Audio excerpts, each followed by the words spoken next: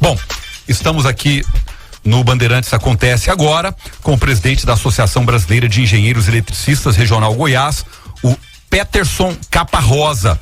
Ele vai falar sobre o consumo de energia elétrica, que pode aumentar em até 15% no verão. Agora, ô presidente, é verdade que aumentado esse consumo, o preço também provavelmente vai aumentar? Boa tarde ao senhor.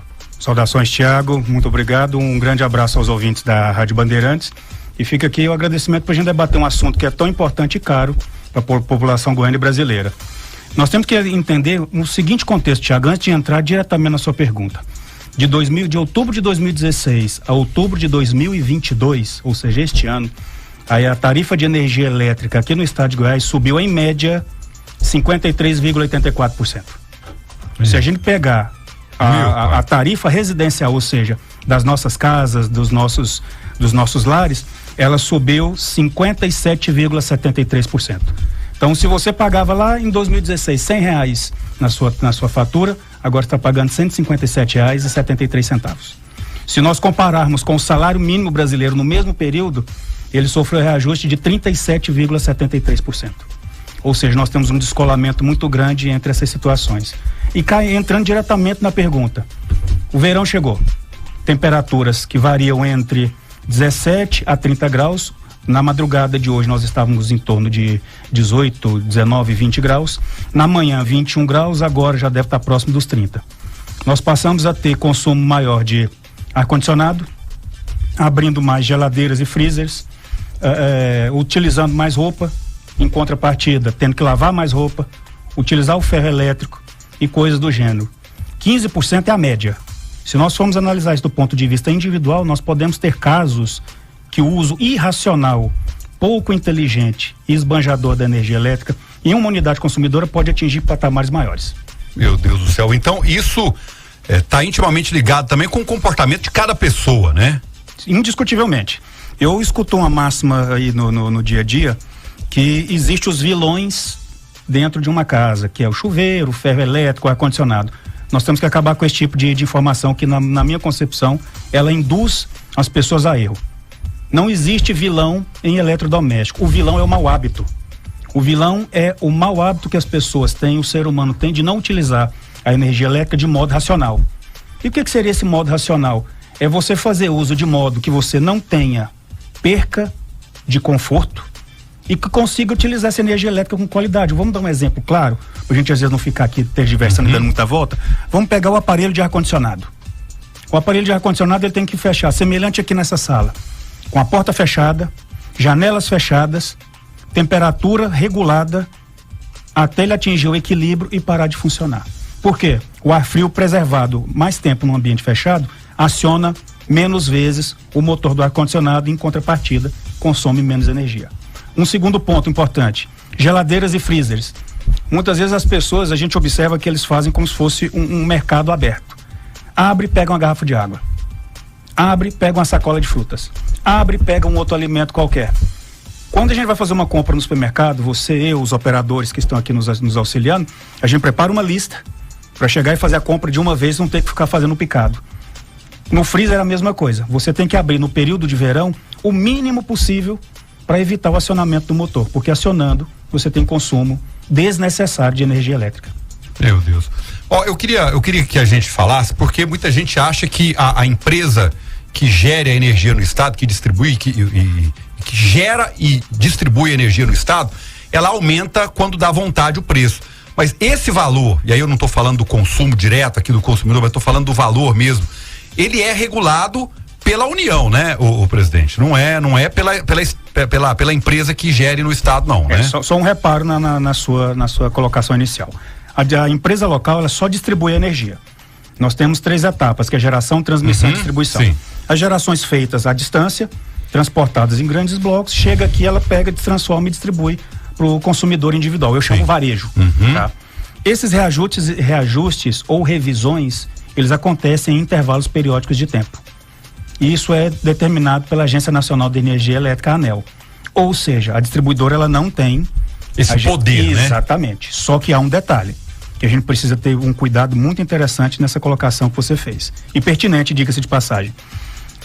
Nós temos observado, eu tenho pesquisado isso desde 2011, já tem aproximadamente 11 anos que eu estou analisando e estudando esses cenários, e intensificou mais de 2016 para cá. Nós observamos o quê? O aumento muito elevado da tarifa de energia elétrica e, em contrapartida, a prestação do serviço não acompanhou a mesma situação, a mesma proporção. Nós estamos observando uma virada de empresas, nós estamos saindo da atual para a próxima que vai assumir, com a expectativa de que a melhoria do serviço prestado aqui no estado de Goiás também venha a atender o que a população espera. Porque nós vivemos aí de 2017 para cá, ou seja, 5 anos de sofrimento. A gente já sofria antes, né, presidente? Exatamente, mas tem um detalhe. No anterior, e eu tenho condição de fazer essa análise de uma maneira, vou dizer que imparcial, porque eu conheço o antes e conheço o depois. O antes tinha todos os problemas que nós vivenciamos quando a Celg era estatal, sim. Então, na opinião do senhor como especialista, a Enel é pior do que a Celg era? Sem dúvida. Meu Deus. Isso aí, infelizmente, eu tenho que fazer essa declaração de público, que parece-me assim que a gente é contra a iniciativa privada. Não, pelo contrário. Privatizou, os contratos devem ser seguidos, mas da mesma forma, o contrato que determina a qualidade mínima de serviço que a população espera tem que ser cumprido. E nós vimos isso nos últimos 5 anos. A população não conseguiu enxergar a melhoria no serviço. Em contrapartida, o incremento, vamos dizer assim, quase que exponencial do aumento da tarifa. Então isso é injusto com quem está na ponta, aguardando um serviço que ele paga caro, porque não é um serviço barato, paga caríssimo por ele, para não ter um resultado minimamente esperado. Então, quando a gente analisa essa situação e verifica que chega um período de verão, que a gente pode ter sobrecargas no sistema, por causa da quantidade de aparelhos de ar-condicionado sendo injetados nas redes, geladeiras funcionando mais do que não deveria, utilização de ferro elétrico, chuveiro elétrico de maneira impensada, nós contribuímos para 2 situações que eu entendo que são razoavelmente graves. Para piora do serviço, porque se a rede não está preparada para suportar esse excedente de consumo, pode ter operação de chave, ou seja, a chave, vamos dizer, a chave abre, cai. E nós vamos ter uma outra situação que ainda é mais grave. Nós vamos estar consumindo aquela água que está sendo guardada lá nos reservatórios a quilômetros de distância daqui, para os períodos de estiagem. Tiago, você já percebeu uma coisa interessante? Lá no passado, eu vou pegar uns 30 e poucos anos atrás, quando eu ainda estava na infância, entrando para a adolescência, nós sabíamos o período certinho de chuva. Quando a chuva chegava, nós tínhamos uma noção que ia chover 7 dias consecutivos, sem parar. Invernava, exatamente. Né? O suficiente para poder encharcar a terra, recompor a água, recompor o lençol freático, encher os reservatórios, e nós não precisávamos naquela época da energia térmica, das usinas térmicas hoje que estão funcionando a pleno vapor, porque os períodos de chuva estão cada vez mais restritos, menores, e os de estiagem maiores, ou seja, nós temos que utilizar a energia de maneira inteligente. E rapidamente, para não me estender muito, eu gosto de uma frase que eu escutei de Mário Sérgio Cortella e que é válido para o ouvinte da Bandeirante e para os goianos em geral. A disciplina é a organização da liberdade. Se nós não nos disciplinarmos para utilizar a energia elétrica de maneira racional, inteligente, entendendo que o excesso é perda de dinheiro, nós estamos jogando dinheiro fora, nós vamos passar por situações ainda muito difíceis no futuro. Isso é algo que a gente tem que pensar e não ficar apenas escutar o especialista, entender o que o especialista está falando, mas depois que terminar a fala, eu volto a agir como se nada tivesse acontecido. A solução não está por aí. A gente tem que ter literalmente uma mudança de postura em relação a essas questões. Isso depende muito mais de cada um de nós do que do governo até. Sem dúvida. Isso é indiscutível. Eu costumo dizer que essas orientações que eu passo, ela vale da criança ao idoso, passando por todas as faixas etárias. Para homens e mulheres, eu costumo até brincar que vale da camareira para a engenheira, do porteiro de condomínio ao presidente da República. Só que isso é individual. Cada um de nós temos que chegar na nossa casa e fazer a nossa parte. E não é difícil. Aquele negócio, eu pago com meu dinheiro, ninguém tem nada a ver com isso. Hoje essa questão individual, ela atinge o coletivo também, né? Sem dúvida, isso é indiscutível. Porque a gente vive num grande condomínio energético. Tudo o que acontece na rede elétrica, nós pagamos de alguma forma. Interessante. Nós pagamos pela manutenção, nós pagamos pelos investimentos, nós pagamos pela folha de pagamento. Olha, eu queria saber do senhor, presidente, esse bate-papo tão proveitoso, o presidente Peterson Caparrosa, que é presidente da Associação Brasileira de Engenheiros Eletricistas aqui da Regional Goiás. A potência energética brasileira vai caminhar para onde? A gente vê aqui em Goiás essa energia fotovoltaica crescendo cada vez mais. Esse é realmente o futuro ou outras possibilidades renováveis, puras e não poluentes devem surgir nos próximos anos também? Antes de eu responder, eu quero fazer aqui só um adendo para o nosso ouvinte. Não tem nada combinado. Eu estava esperando alguém me fazer essa pergunta em algum momento do tempo e você fez. A geração distribuída, ela veio para ser uma alternativa. Ela é uma alternativa, ela não é a solução final.